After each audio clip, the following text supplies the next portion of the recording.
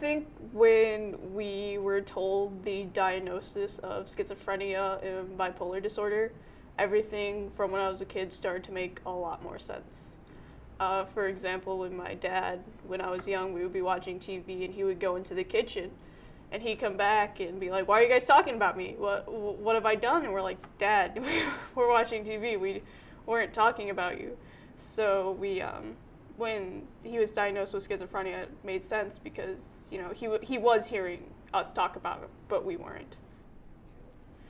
So when I was 14, he tried to kill my mother twice.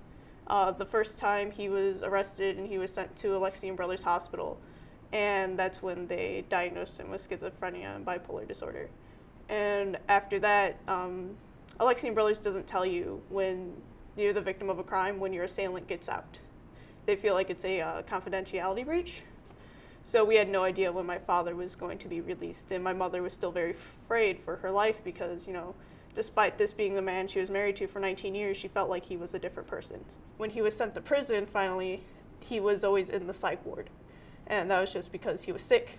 And we tried to tell everybody that. Every cop, every lawyer, everybody. We were just like, listen, my dad's not a bad guy. He's just sick.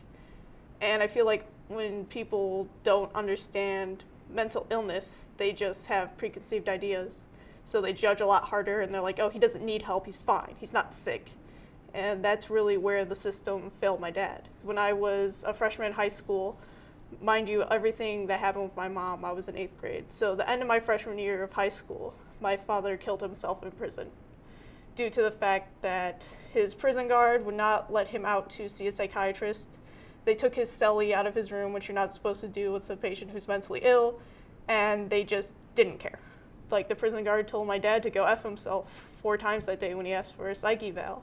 It really shows how shitty and awful these things are for people, because nobody cares anymore. And I feel like a lot of what we have to do is to start caring more about mental illness, no matter who it is, whether it be my dad or somebody's brother or sister, because this doesn't deserve to happen to any other family.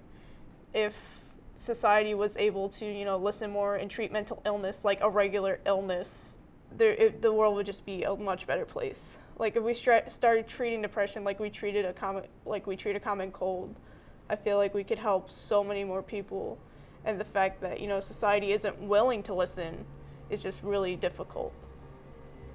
Looking back, I remember the first time I realized he was really sick, and I just wanted him to get help, and I sat on a chair across from his, and I just cried, and I was like, Dad, listen, if you're sick, if something's wrong, you need to get help, because, you're my dad, and I don't want to lose you. And I feel like if people are more there for their family, and they listen, and they try to help, and they reach out, and they go, listen, I'm here for you, and if you need help, we can get you that help, it will it'll stop things before they get too bad, and it'll help more than just doing nothing.